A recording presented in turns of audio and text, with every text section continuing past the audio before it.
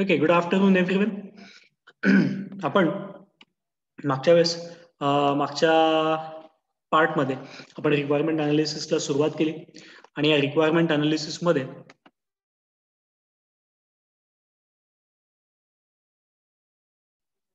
त्या रिक्वायरमेंट अनालिसिसमध्ये ज्या काही बेसिक गोष्टी आहेत त्या आपण समजून घ्यायचा प्रयत्न करत होतो. त्यामध्ये पहिली गोष्ट आपण बघितली की नेमकं रिक्वायरमेंट अनालिसिस म्हणजे काय असतं, राईट? ते कशाला म्हणायचं? So we have seen that requirement analysis is the first technical step in software process.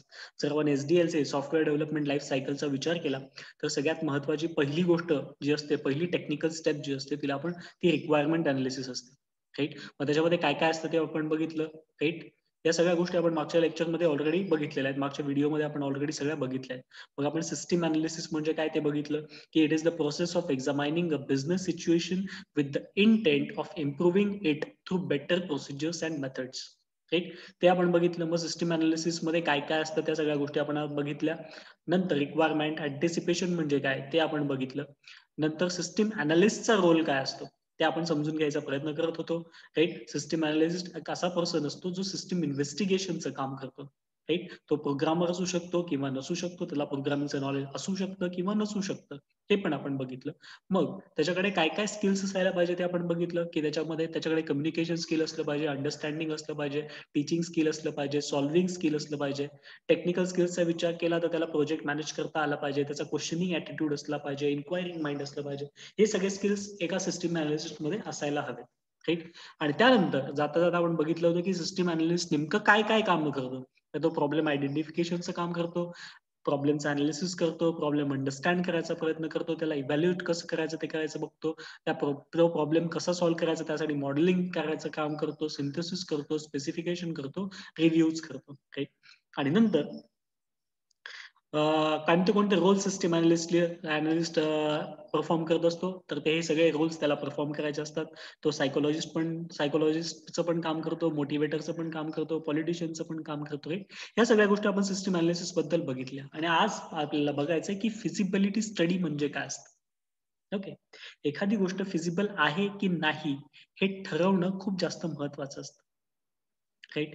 जर ती तुम्ही व्यवस्थित फिजिबिलिटी स्टडी करू शकलात, तुमचा जर फिजिबिलिटी स्टडी प्रॉपर असेल, तरच that feasibility study defines whether you will get success or you will get failure. तुम्ही सक्सेस व्हाल की फेल्युअर व्हाल त्या प्रोजेक्टमध्ये, त्या सिस्टीममध्ये किंवा कुठली गोष्ट असेल, जर अगोदर तुम्ही फिजिबिलिटी स्टडी केलेला असेल, प्रॉपर फिजिबिलिटी स्टडी केलेला असेल, तरच तुम्ही सक्सेस पर्यंत पोहोचू शकतात. जर तुम्ही फिजिबिलिटी स्टडीमध्ये कमी पडलात तर त्या ठिकाणी फेल्युअर मिळण्याची शक्यता खूप जास्त असते, लक्षात घ्या, राईट? म्हणजे फिजिबिलिटी स्टडी कसा करतात? फिजिबिलिटी स्टडी म्हणजे काय? रिक्वायरमेंट अनालिसिस करतो म्हणजेच आपण फिजिबिलिटी स्टडी करतो, राईट? जर आपण फिजिबिलिटी स्टडीचा विचार केला तर हे फिजिबिलिटी स्टडीचे वेगवेगळे टाइप्स पडतात.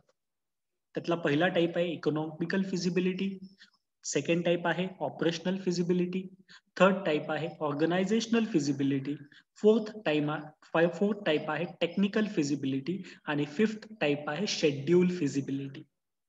म्हणजे काय? नीट लक्षात घ्या. इकॉनॉमिकल फिजिबिलिटी म्हणजे काय? त्यामध्ये ठरवलं जातं की जो प्रोजेक्ट तुम्ही घेत आहात तो इकॉनॉमिकल आहे किंवा नाही. म्हणजे आपण म्हणतो ना, आपण एखादी गोष्ट केव्हा विकत घेणार? जेव्हा आपल्याला ती परवडणारी असते तेव्हा. आपल्या खिशामध्ये ₹10 आणि तुम्ही ₹100 वस्तू घेऊ शकतात का? नाही. बरोबर आहे की नाही? राइट? किंवा एखादी वस्तू ₹100 आहे, पण जी ती तुम्हाला ₹1000 ला मिळते, तुम्ही घ्याल का? नाही. राइट? मग हे इकॉनॉमिकल फिजिबिलिटी बघणं तितकंच महत्वाचं असतं कुठल्याही कंपनीसाठी. की जर सपोज मी एखादा प्रोजेक्ट घेत असेल, तर तो प्रोजेक्ट घेतल्यानंतर मला इकॉनॉमिकल काही फायदा होऊ शकेल की नाही? राइट? मला जर इकॉनॉमिकल फायदा होऊ शकेल, तरच मी तो प्रोजेक्ट घेईल. मला जर त्याच्यामधनं ₹2 मिळणार नसतील, माझ्या स्टाफचा खर्च निघणार नसेल, माझ्या कंपनीचा खर्च निघणार नसेल, तर असा प्रोजेक्ट मी घेईल का विकत? नाही. बरोबर आहे की नाही? एखादा क्लायंट आला आणि त्यांनी तुम्हाला खूप साऱ्या रिक्वायरमेंट सांगितल्या. तुम्ही त्याला सांगितलं की ठीक आहे, हा प्रोजेक्ट करायचा असेल तर किमान ₹50,000 लागतील आणि तो तुम्हाला म्हणत असेल की नाही, माझं 5,000चं बजेट आहे. तुम्ही त्याच्यासाठी तो प्रोजेक्ट करणार का? नाही. कळतंय की नाही? मग याला म्हटलं जातं economical feasibility. Whatever project you are going to undertake, whether that project is economical feasible or not. Whether you are going to get some profit from it or not. whether you are going to make some money from it or not. Checking that is called as economical feasibility. त्याला काय म्हटलं जातं? Economical feasibility असं म्हटलं जातं. कळतंय? Right? So हा झाला पहिला प्रकार फिजिबिलिटीचा. फिजिबिलिटी स्टडी करायचं म्हणजे काय करायचं बघा. या सगळ्या गोष्टी बघायच्या. प्रोजेक्ट आल्यानंतर या सगळ्या गोष्टी पहिल्यांदा बघितल्या जातात. ह्या जर तुमच्याकडे असतील तर तुम्ही प्रोजेक्ट घ्यायचा आहे. तर तुम्ही त्या प्रोजेक्टवर काम करायचं. तर तुम्ही तो सॉफ्टवेअरवर काम करायला सुरुवात करायची आहे. नाहीतर तुमची कंपनी त्या सॉफ्टवेअरवर काम चांगल्या पद्धतीने करू शकणार नाही. ठीक आहे. हा झाला इकॉनॉमिकलचा भाग. त्याच्यानंतर दुसरा महत्वाचा आहे ऑपरेशनल फिजिबिलिटी. आता ऑपरेशनल फिजिबिलिटी म्हणजे काय, की जो काही प्रोजेक्ट तुम्ही घेणार आहात तो प्रोजेक्ट रन करण्यासाठीच्या सगळ्या गोष्टी तुमच्याकडे अवेलेबल आहेत की नाही. राईट? वेदर दॅट किंवा जो जो जो प्रोजेक्ट तुम्ही घेणार आहात, अंडरटेक करणार आहात, तो प्रोजेक्ट खरंच मार्केटमध्ये चालू शकतो की नाही. बरोबर आहे की नाही. सपोज आता जर तुम्ही आहात, आता जर सध्याचं युग सगळं काय म्हणता याचं आहे, मोबाईलवर आपण सगळे वेगळे वेगळे ऍप्लिकेशन डाउनलोड करतो. बरोबर आहे की नाही. जर तुम्ही प्ले स्टोअरवर गेलात तर खूप सारे ऍप्लिकेशन त्या ठिकाणी मिळतात. पण त्यापैकी काहीच ऍप्लिकेशन्स असतात ज्या सगळ्यांच्या फोनमध्ये असतात. बाकीचे बरेचसे, आता जर सपोज तुम्ही आहात, तुम्ही काय आहात, एखादं स्टुडंट आहात. बरोबर आहे की नाही. राईट? आणि तुम्ही जर स्टुडंट आहात तर मला सांगा की एखादं शेअर मार्केटचं ऍप्लिकेशन किंवा तुम्ही स्टुडंट आहात, राईट? बरोबर आहे की नाही. तर तुम्ही जे एखादं शेअर मार्केटचं ऍप्लिकेशन किंवा एखादं मोठं कुठलं तरी वेगळं ऍप्लिकेशन, असे ऍप्लिकेशन तुमच्या मोबाईल फोनमध्ये असतील का? Obviously not. तुमचा इंटरेस्ट कशामध्ये असेल? तुमचा इंटरेस्ट असेल एखादं गेमिंगचं ऍप्लिकेशन किंवा जर सपोज तुम्ही स्टडीमध्ये चांगले असाल तर त्या स्टडीशी रिलेटेड एखादं हे ऍप्लिकेशन. बरोबर आहे की नाही. तुम्ही आता BCS ला किंवा BCA ला ऍडमिशन घेतलेलं आहे आणि तुम्ही एखादं काय म्हणता वेगळंच कुठलं तरी याचं ऍप्लिकेशन डाउनलोड केलं तर ते चालणार आहे का? नाही. त्याला म्हटलं जातं ऑपरेशनल फिजिबिलिटी. की जो प्रोजेक्ट तुम्ही अंडरटेक करतायत, जो प्रोजेक्टवर तुम्ही काम करायला सुरुवात करतायत, ज्या सॉफ्टवेअरवर तुम्ही काम करणार आहात, ते सॉफ्टवेअर बाजारात आल्यानंतर त्याला मार्केट मिळेल किंवा नाही. ते बाजारात आल्यानंतर ऑपरेशनल असेल किंवा नाही. हे चेक करणं पण तितकंच महत्वाचं असतं. बरोबर आहे. राईट? तर हे झालं ऑपरेशनल फिजिबिलिटी. त्यानंतर तिसरा जो फिजिबिलिटीचा प्रकार आहे तो आहे ऑर्गनायझेशनल फिजिबिलिटी. म्हणजे is your organisation capable of handling such project. जो प्रोजेक्ट तुम्हाला घ्यायचा आहे, जे सॉफ्टवेअर तुम्हाला घ्यायचं आहे, ते तुमच्या ऑर्गनायझेशन मध्ये तुम्ही कंप्लीट करू शकता की नाही. बरोबर आहे की नाही. राईट? ते तुमच्याकडे आहे की नाही. आता जर सपोज एखादा प्रोजेक्ट आहे, एखाद्या माणसाला तो प्रोजेक्ट 1 महिन्याच्या आत तुम्हाला द्यायचा आहे किंवा खूप मोठा प्रोजेक्ट आहे आणि 15 दिवसाच्या आत तुम्हाला द्यायचा आहे. मग 15 दिवसात द्यायचा असेल तर तुमच्याकडे 10 लोक काम करणारी असली पाहिजे. तुमच्याकडे जर ती नसतील तर तुम्ही तो प्रोजेक्ट घेऊ शकतात का? नाही ना. मग ते चेक करणं हे काम असतं ऑर्गनायझेशनल फिजिबिलिटीमध्ये. Whether your organisation can complete that project or not. Whether your organization, your company can complete that project on time or not. Whether you have all such facilities or not. बरोबर आहे की नाही. Suppose तुम्हाला इंटरनेटशी based एखादं application करायचं आहे आणि तुमच्या ऑर्गनायझेशनकडे इंटरनेटचं कनेक्शनच नाहीये. करू शकतात का मग तुम्ही काही? नाही. राईट? मग याला म्हटलं जातं ऑर्गनायझेशनल फिजिबिलिटी. याला काय म्हटलं जातं? ऑर्गनायझेशनल फिजिबिलिटी म्हटलं जातं. बरोबर आहे. आपल्याला काय काय चेक करायचंय बघा, की आपण जे सॉफ्टवेअर घेतोय ते आपल्याला प्रॉफिट देईल की नाही, आपण त्याच्यापासून मनी मेकिंग करू शकतो की नाही. दुसरी महत्वाची गोष्ट, जे सॉफ्टवेअर आपण तयार करतोय ते मार्केटमध्ये ऑपरेशनल असेल की नाही. तिसरी महत्वाची गोष्ट, माझ्या ऑर्गनायझेशन मध्ये मी ते सॉफ्टवेअर तयार करू शकतो की नाही, माझ्या ऑर्गनायझेशनची ती कपॅसिटी आहे की नाही. बरोबर आहे की नाही. चौथा टाइप जो आहे तो आहे टेक्निकल फिजिबिलिटीचा. टेक्निकल फिजिबिलिटी म्हणजे काय, की सपोज तुमच्याकडे एखादा प्रोजेक्ट येतोय. प्रोजेक्टची रिक्वायरमेंट आहे की तो प्रोजेक्ट जावामध्ये व्हायला पाहिजे. राईट? मग तुमचं मग बघणं काम काय, की तुमच्या कंपनीमध्ये जावाचा प्रोजेक्ट करणारे किंवा जावावर हँड असणारे, जावामध्ये एक्सपर्ट असणारे लोक आहेत की नाहीत. तुम्ही सपोज एखादा प्रोजेक्ट तुम्ही आतापर्यंत काय केलेलं आहे, तुम्ही सगळे HTML आणि CSS आणि जावास्क्रिप्ट मध्ये काम केलेलं आहे आणि तुम्हाला जो प्रोजेक्ट मिळतोय तो जावा मधला मिळतोय किंवा .NET मधला मिळतोय. मग त्यावर काम करणारे लोक तुमच्याकडे आहेत का? नाहीयेत. So you are not technical person, you have not that technical ability to complete that project. मग ते पण बघणं तुमचं काम आहे. बरोबर की मार्केटमध्ये जर तुम्ही गेलात तर 350च्या वरती प्रोग्रामिंग लँग्वेजेस आहेत. आता अशापैकी जर सपोज एखाद्या प्रोग्रामिंग लँग्वेज मधला प्रोजेक्ट तुमच्याकडे येतोय, जो तुमच्याकडे तुम्ही आधी कधीच केलेला नाही. तुमच्याकडे त्या लँग्वेजवर, त्या टेक्नॉलॉजीवर काम करणारा कोणीच माणूस नाही. मग असा प्रोजेक्ट तुम्ही घेऊ शकतात का? नाही. घेतला पाहिजेत का नाही, मग हे चेक करणं पण त्या सिस्टीम अनालिसिसचं काम असतं. कळतंय? आणि त्यानंतर शेवटचं महत्वाचं शेड्यूल फिजिबिलिटी, म्हणजे तुम्ही जो प्रोजेक्ट घेत आहात, तुम्ही जो प्रोजेक्ट अंडरटेक करत आहात, जे सॉफ्टवेअर तुम्ही बनवायला घेत आहात, ते त्या क्लायंटनी म्हटलंय की मला 15 दिवसामध्ये कंप्लीट करून पाहिजे, मग तुम्ही ते त्याला 15 दिवसात कंप्लीट करून देऊ शकतात की नाही. Whether you can give your software on time or not, whether you can deliver your software on time or not, that is called as schedule feasibility.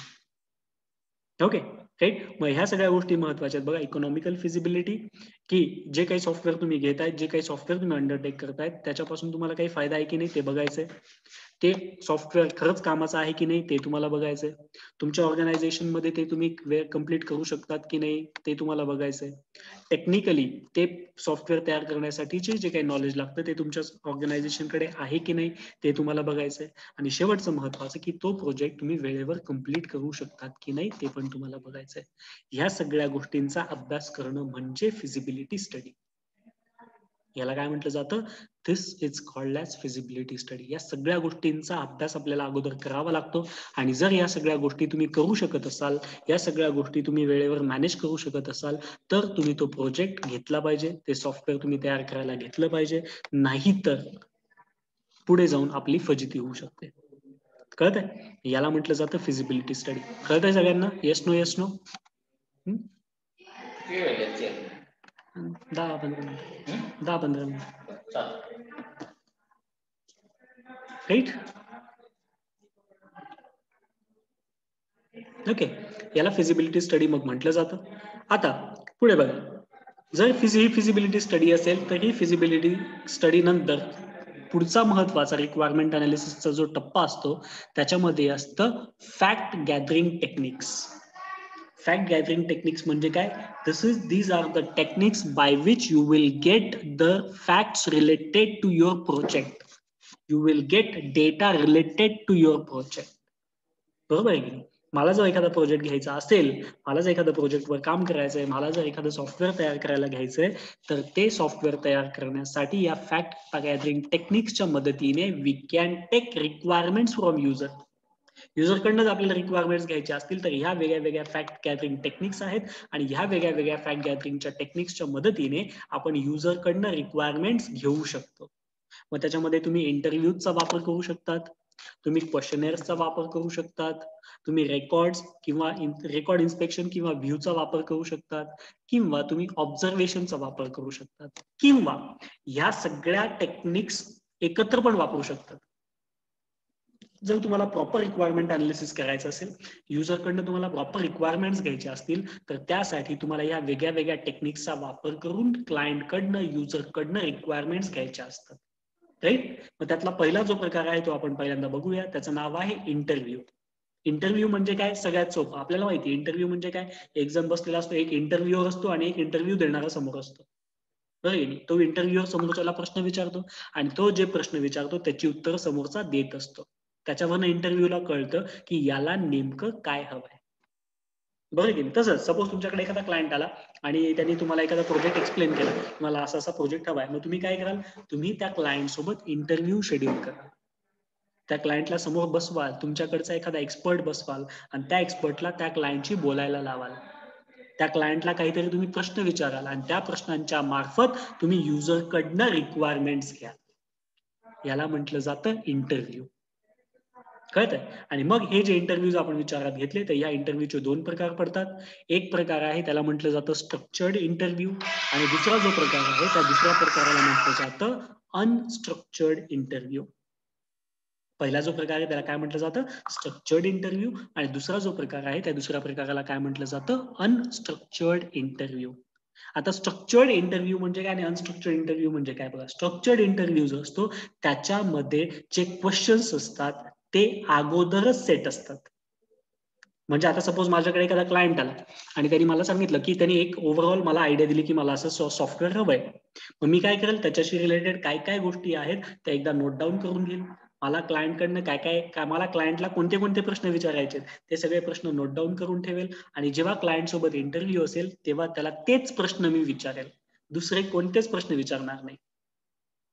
बरोबर आहे की नाही? म्हणजे मी अगोदर अभ्यास केलाय अभ्यास करून काही प्रश्न तयार केलेले आहेत आणि मग तेच प्रश्न मी फक्त माझ्या क्लायंटला विचारेल आणि त्याच्याकडनं तो जे काही उत्तर देईल त्या उत्तरांमधनं मग मी माझ्या रिक्वायरमेंट अनालिसिस करेल. याला म्हटलं जातं स्ट्रक्चर्ड इंटरव्ह्यू. ओके. आणि दुसरा जो प्रकार आहे त्याला म्हटलं जातं अनस्ट्रक्चर्ड इंटरव्ह्यू. म्हणजे काय की माझ्याकडे कुठलेच क्वेश्चन्स नाही आहेत. मी फक्त क्लायंटला बोलवलं, त्याला फोन केला, क्लायंटला बोलून घेतलं आणि क्लायंटशी इनफॉर्मल कम्युनिकेशन करतोय. बरोबर. आपण कसं दोन मित्र भेटल्यानंतर एकमेकांना विचारतो काय चाललं, कसं चाललं, हाय हॅलो, राईट. मग अशा पद्धतीने त्या ठिकाणी क्वेश्चन सेट नाहीयेत, त्यांनी क्वेश्चन काढलेले नाहीयेत. फक्त क्लायंट भेटायला आला आणि त्याला त्यावेळेस जे काही सुचतंय ते त्याने त्या क्लायंटला विचारलं आणि त्या क्लायंटने जे उत्तर दिले त्याच्या मार्फत त्याने काय केलं, त्या रिक्वायरमेंट्स कलेक्ट केल्या. याला म्हटलं जातं अनस्ट्रक्चर्ड इंटरव्ह्यू. सो दोघांमधला बेसिक फरक काय स्ट्रक्चर्ड आणि अनस्ट्रक्चर्ड इंटरव्ह्यू मधला, की स्ट्रक्चर्ड इंटरव्ह्यू मध्ये जे क्वेश्चन्स असतात ते अगोदरच इंटरव्ह्यूअरने काढलेले असतात. अनस्ट्रक्चर्ड इंटरव्ह्यू मध्ये असे कोणतेही क्वेश्चन सेट नसतात. वेळेवर जे आठवेल, जसं तुमचं कम्युनिकेशन पुढे जात आहे तसं ते कम्युनिकेशन पुढे जातं आणि त्या कम्युनिकेशन मधून तुम्ही क्लायंट कडनं सगळी रिक्वायरमेंट जी असेल ती कलेक्ट करतात. कळतंय? याला म्हटलं जातं अनस्ट्रक्चर्ड इंटरव्ह्यू. ओके.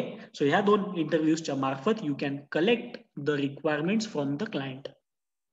ओके. हा एक प्रकार आहे ज्या प्रकाराच्या मार्फत तुम्ही क्लायंटला प्रश्न विचाराल आणि त्या प्रश्नांच्या इंटरव्ह्यूच्या मार्फत तुम्ही क्लायंट कडनं सगळ्या गोष्टी घ्याल. त्याला म्हटलं जातं इंटरव्ह्यूज. ओके. हा झाला पहिला प्रकार. हा प्रकार तुम्हाला जर योग्य वाटत असेल तर चांगलीच गोष्ट आहे. नसेल वाटत तर तुम्ही दुसरा प्रकार वापरू शकतात ज्याचं नाव आहे क्वेश्चनेअर्स. क्वेश्चनेअर्सचा जर पण आपण विचार केला तर क्वेश्चनेअर पण दोन प्रकारचे असतात.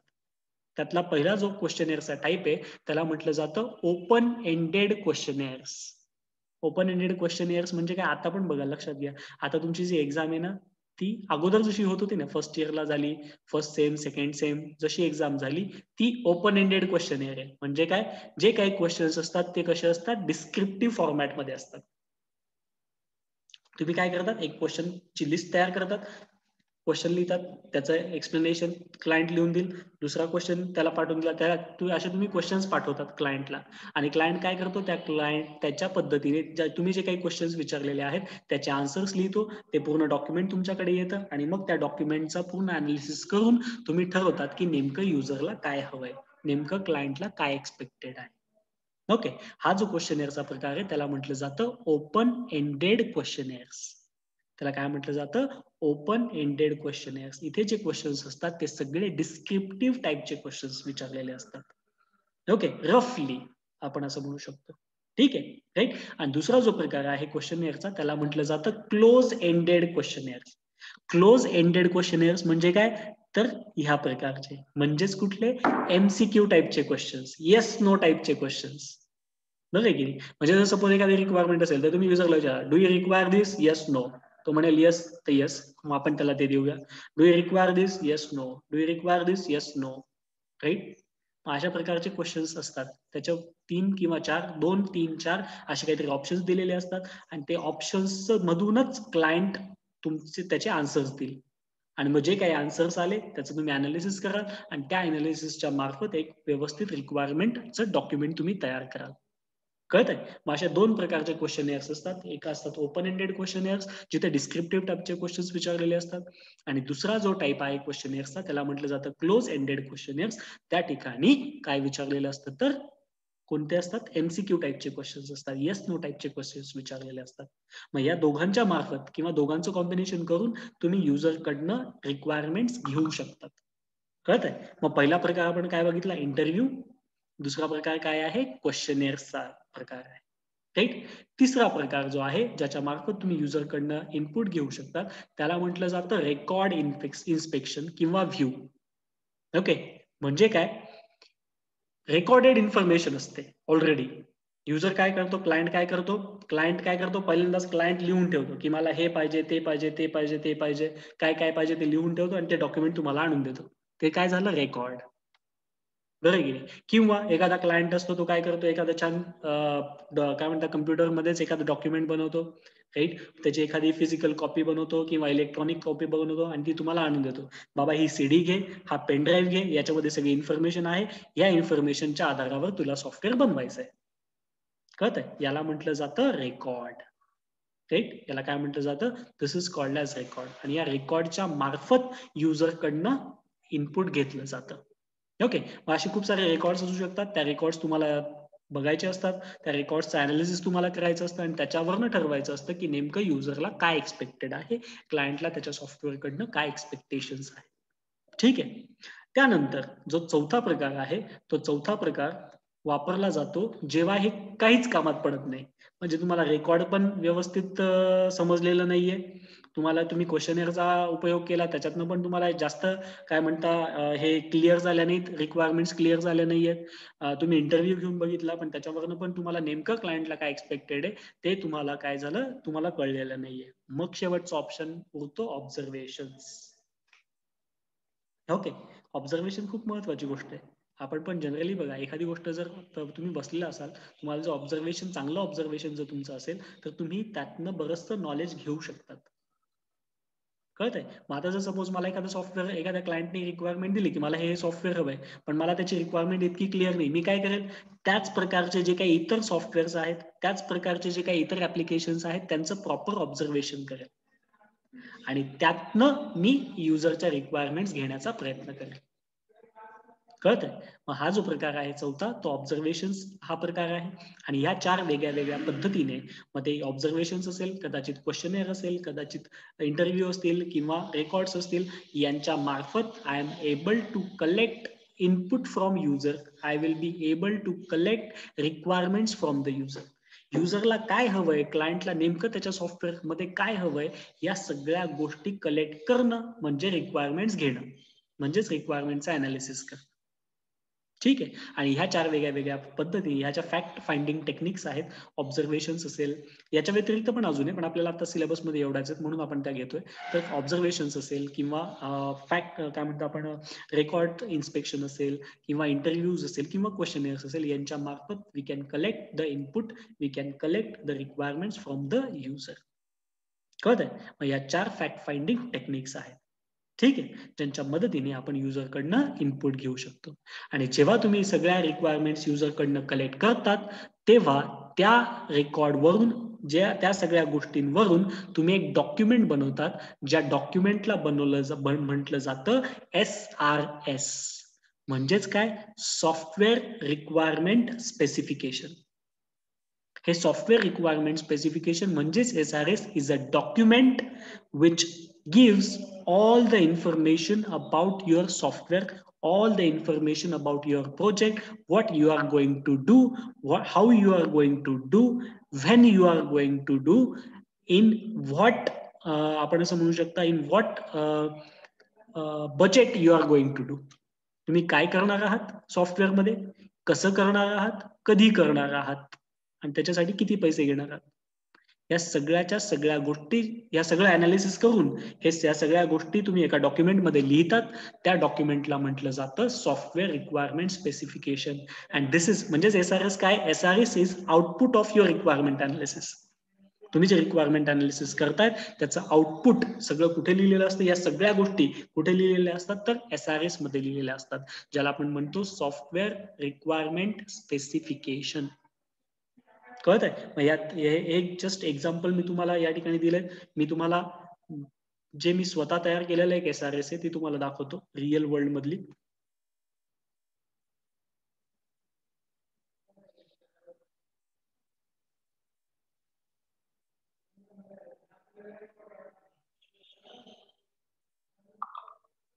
एक SRS मी तुम्हाला दाखवतो. This is SRS we have made for eSaloon mobile application. एक आहे त्याच्यासाठी बनवलेलं होतं. मग त्याच्यामध्ये काय काय आलं बघा. तुमचं सॉफ्टवेअर काय करणार आहे, तुमचं ऍप्लिकेशन काय करणार आहे ते सगळं इथे लिहिलेलं आहे.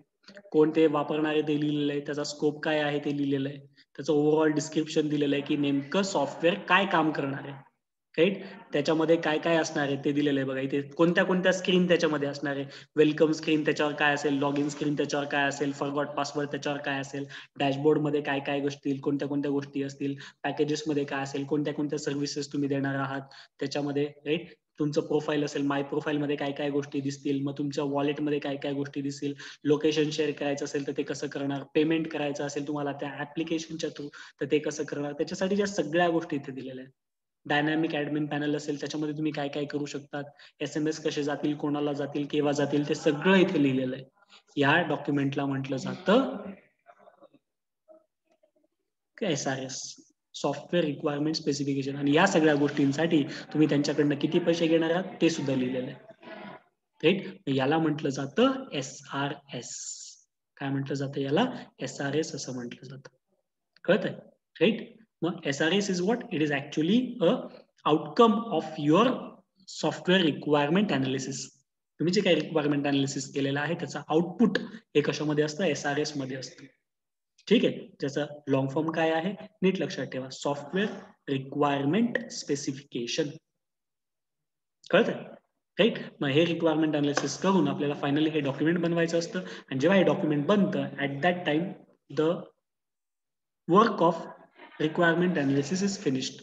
ऍक्च्युअली रिक्वायरमेंट अनालिसिस ही अशी एक गोष्ट आहे की जी जवळपास पूर्ण प्रोजेक्ट होईपर्यंत चालूच असते. बऱ्याचदा कधी कधी तुम्ही सुरुवातीला रिक्वायरमेंट्स घ्यायला विसरलेला असाल तर पुढे जाऊन तुम्हाला त्या रिक्वायरमेंट्स घ्याव्या लागतात. सो इट्स जोपर्यंत तुम्ही तुमचं सॉफ्टवेअर पूर्णपणे डिलिव्हर होत नाही तोपर्यंत रिक्वायरमेंट अनालिसिसचं काम चालूच असतं. पण ऍट द एंड ऑफ दिस म्हणजे SRS जेव्हा बनतं तेव्हा तुमचं जवळपास असं आपण समजूया की 90% काम झालेलं असतं. 90% यू आर क्लिअर नाउ की what you are going to do in your project, what you are going to do in your software, what you are going to do in your mobile application, जे काय असेल ते. ठीक आहे. अशा पद्धतीने SRS बनलं म्हणजे तुमचं रिक्वायरमेंट अनालिसिसचं काम त्या ठिकाणी होत असतं. ठीक आहे. राईट. सो या ठिकाणी आपलं हे जे सेकंड चॅप्टर आहे ते संपतंय.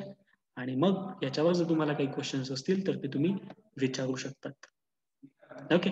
कमेंट बॉक्समध्ये जाऊन तुम्ही याच्यावरचे क्वेश्चन्स विचारू शकतात. समजलं असेल तर येस नो म्हणू शकतात. ओके.